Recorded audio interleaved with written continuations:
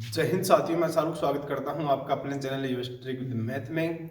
तो मेरी शिफ्ट के अंदर कौन से सवाल है वो मैथ के अंदर पूछे गए थे, उन सवालों पर हम बात करने वाले हैं। एक एक पॉइंट हम आपको बताएंगे किस तरह के सवाल आए थे और किस लेवल के थे। और आपकी शिफ्ट में आने वाले सवाल हैं वो लगभग वही पैटर्न चल रहा है, यानी 5 तारीख को जो एग्जाम हुआ था और 4 तारीख को एग्जाम हुआ था, दोनों दोनों क्या अलग थे। लेकिन 4 तारीख का एग्जाम थोड़ा आसान था। 4 तारीख के बाद में 5 तारीख 6 तारीख जो एग्जाम हुआ है वो सेम पैटर्न अभी है, वो चल रहा है। इसके अंदर कोई बदलाव नहीं हुआ है मैथ के अंदर और रीजनिंग के अंदर और हिंदी के अंदर। अब मैथ के अंदर मैं आपको सवाल बता दूं कौन से सवाल यहाँ पर पूछे हैं। देखो, इसके अंदर 3 सवाल आए थे किसके, इंटरेस्ट के, जिसमें से 2 सवाल थे सीआई यानी कंपाउंड इंटरेस्ट और एक था एसआई सिंपल इंटरेस्ट। अब देखो, इसके अंदर कंपाउंड इंटरेस्ट के अंदर कौन सा सवाल था, ये तो था आसान। इसके अंदर पूछी गई थी 5 साल का 13% ब्याज की दर पर ब्याज है वो लिया जाता है, जिसमें हमारे पास में 324 क्या था, ब्याज दिया हुआ था और हमें मूलधन पूछा था, वो आप आसानी से बता दोगे। अब बात करते हैं कंपाउंड इंटरेस्ट की। 2 सवाल, ये देखो, एक ये आया था, देखो दोनों के दोनों सेम था। इसके अंदर एक तो था ब्याज है वो 17 साल की ब्याज 17 साल के लिए दिया जाता था, यानी जो वर्ष था वो तो था 17 साल, और दूसरा है वो वर्ष था 19 साल।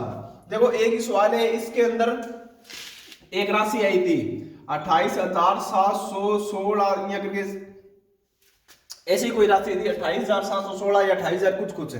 इस राशि को 2 भागों में ए और बी, ठीक है, इन दोनों को दी जाती है। ए इसको रेट थी इसके ऊपर हमारे पास में 8% है। ए इस राशि को 8% की ब्याज की दर पर और बी इसे 8% ब्याज की दर पर है वो उधार देता है, ठीक है। अब इसको जो प्राप्त होने वाला है ना, वो था ए तो देता है 17 साल के लिए और बी तो देता है 19 साल के लिए, ठीक है। दोनों की राशि, इस राशि को डिवाइड किया इसके अंदर, और इन राशियों को जो डिवाइड इसको मिली है उस राशि को 8% की ब्याज की दर पर ए तो देगा 17 साल के लिए और बी देगा 19 साल के लिए। अब देखो, ये सवाल किस तरह होगा, दोनों के दोनों सवाल सेम थे और ये सवाल है वो हर एक शिफ्ट के अंदर आ रहा है।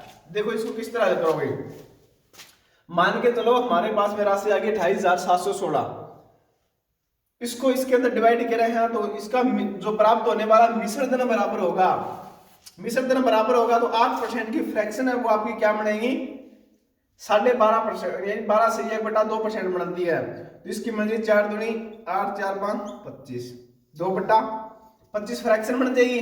अब देखो, ए तो राशि लेता है x, डिवाइड होगी इसको, ए को मिलेगी x%, x राशि। अब इसको किस परसेंट की ब्याज की दर पर, 8%, 2/25 कितनी बन जाएगी, 27/25। कितने साल के लिए है ये, 17 साल के लिए। ये बराबर किसकी हो जाएगी, जिस तरह मान के चलो आप 26,000, इसको मान 26,000 मान लो, यहां पर 26,000 माइनस एक्स राशि, ये भी किसकी रेट पर है, 27/25। कितने साल के लिए है, 19 साल के लिए। ये दोनों बराबर हो जाएगी, यहां से ये 2 स्क्वायर यहां से कट जाएगी, ठीक है। फिर इसका जो मान आने वाला है वो देखो, x बराबर 26,000 माइनस एक्स गुणा 27/25 की पावर 2। अब देखो, ये सवाल आया था, हमें पूछा था यहाँ पर x का मान, यानी a को जो राशि दी गई है वो कितनी दी गई है, ये राशि हमें पूछी थी, और इसका राइट आंसर है वो आ जाएगा। मैं ये कहता हूं कि आप पहले मैथ मत लेके बैठ जाना, आपका पूरा का पूरा पेपर गड़बड़ाया जाएगा। अब देखो, 2 सवाल इस तरह के थे, अब आपको किस तरह करोगे इसको, कितना यहां पर कैलकुलेशन होगा। लेकिन मैंने तो यहां पर 26,000 ली है, लेकिन इस पर जो राशि दी थी वो 26,000 समथिंग दी थी, 26,612 इस तरह राशि दी थी, ठीक है। 2 तो सवाल हो गए ये, बस ये सवाल था थोड़ा मुश्किल है जो कैलकुलेटेड था। अब देखो, यहां पर सवाल क्वेश्चन गिनते जाना कितने कितने हो गए।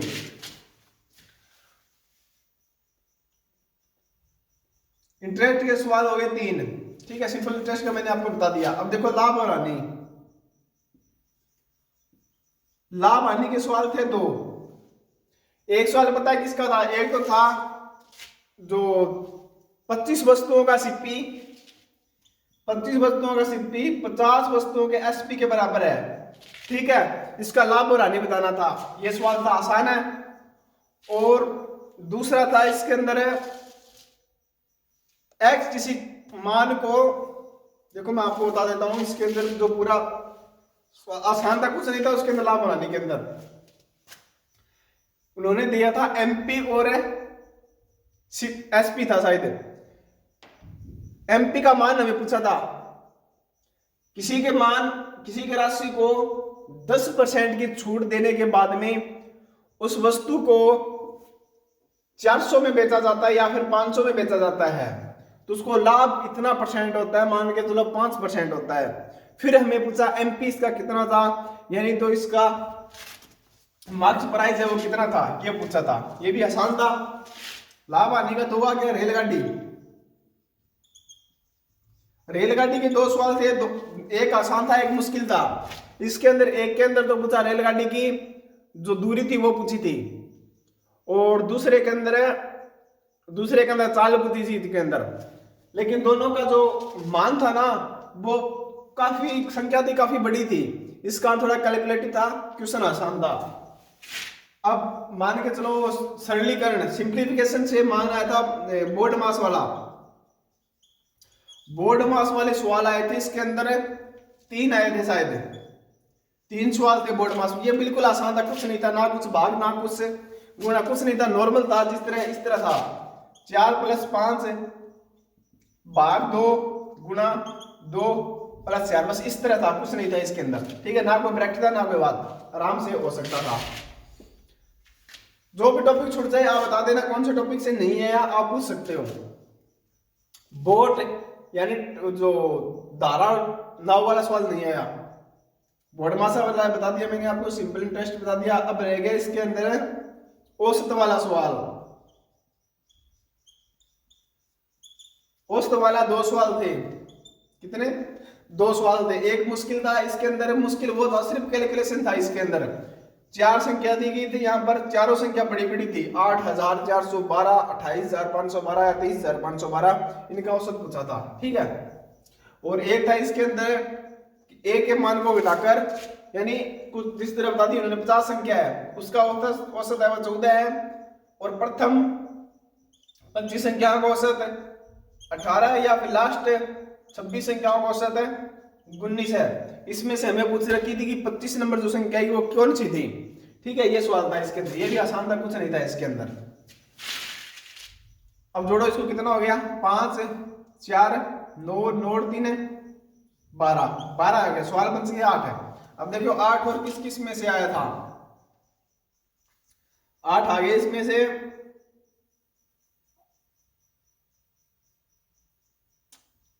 3 या 4 सवाल था किसका, अनुपात समानुपात।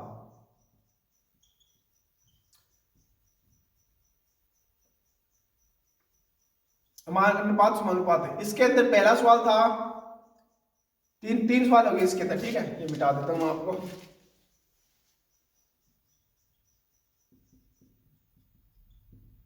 इसके अंदर 3 सवाल था। 3 कौन से थे? पहले सवाल में से पूछा था द्वितीय अनुपाती, तीसरे में पूछा था तृतीय अनुपाती, और चौथे में पूछा था चतुर्थ अनुपाती। नहीं 3 नहीं था, 4 था इसके अंदर। ठीक है, 3 तो ये हो गए, और एक पूछा था इन्होंने कि एक राशि है उसको ए और बी और सी के अंदर इस तरह डिवाइड किया जाता है कि उसका जो अनुपात आएगा वो इस तरह आएगा। फिर मुझे पूछा था 2p यानी 2a + 3b - c, इसका अनुपात पूछा था, इसका जो मान आएगा वो कितना होगा। ठीक है, ये सवाल था अनुपात के अंदर, कुछ नहीं था, ये तो आसान था। 4 सवाल थे इसके अंदर। और अब कौन सा रह गया इसके अंदर? एक था इसका मेंसुरेशन का, यानी क्षेत्रमिति का एक सवाल था। इसके अंदर पूछा था कि गोले का आयतन पूछा था हमें, नहीं गोले का आयतन दे रखा था, क्षेत्रफल पूछा था हमें कितना आएगा। नहीं क्षेत्रफल ही पूछा था, यानी 4πr² का मान पूछा था हमें। जो r थी हमारे पास में वो थी 21/2 थी r, जिस तरह मान के चलो कि हमें व्यास दे रखा था 21। ठीक है, ये टोटल टोटल लगाओगे तो यहाँ पर टोटल सवाल हो गए 17। अब 3 सवाल बच गए हैं। 3 सवाल मुझे याद नहीं कौन से किस टॉपिक से पूछा गया था। आप टॉपिक का नाम कमेंट करके बताएंगे किस टॉपिक से सवाल रह गए जो आने चाहिए थे, जो आ रहे हैं। तो मैं आपको वहां पर बता दूंगा ये सवाल था। तो कमेंट करके जरूर बताएं कौन से टॉपिक से सवाल रह गए। बाकी मुझे याद नहीं 3 सवाल आपको कौन से टॉपिक से थे। तो अगर आपका आगे एग्जाम है या फिर हो चुका है वो वीडियो देख रहे हैं तो बताएं क्या इस तरह के सवाल आए थे। मेरी शिफ्ट थी 6 तारीख की, सेकंड शिफ्ट के अंदर ये सवाल थे। आगे जो भी भाई जिसका एग्जाम है यही सवाल आने वाले हैं, यही सवाल आपके छपने वाले हैं, सिर्फ आपकी संख्या बदलने वाली है। ये पढ़ के जाएं, 17-18 क्वेश्चन आप आराम से कर जाओगे। कौन किस किस का एग्जाम अभी तक नहीं हुआ है तो कमेंट करके बताएं आगे जिसका एग्जाम है। तो जय हिंद दोस्तों, मिलते हैं अगली वीडियो में।